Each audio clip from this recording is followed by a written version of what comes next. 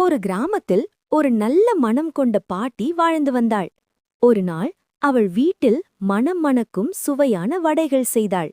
அந்த நேரத்தில் மேலே இருந்து ஒரு காகம் பறந்து வந்தது. வடையின் வாசனைக்கு ஆசைப்பட்ட காகம் வடையை தூக்கிக் கொண்டு அருகிலிருந்த மரக்கிளையில் அமர்ந்தது. அதை பார்த்து அருகே வந்தது ஒரு புத்திசாலி நரி. நரி காகத்தை பார்த்து சொன்னது, அப்பா, என்ன அழகான காகம்! உன் இறகுகள் மின்னுகின்றன.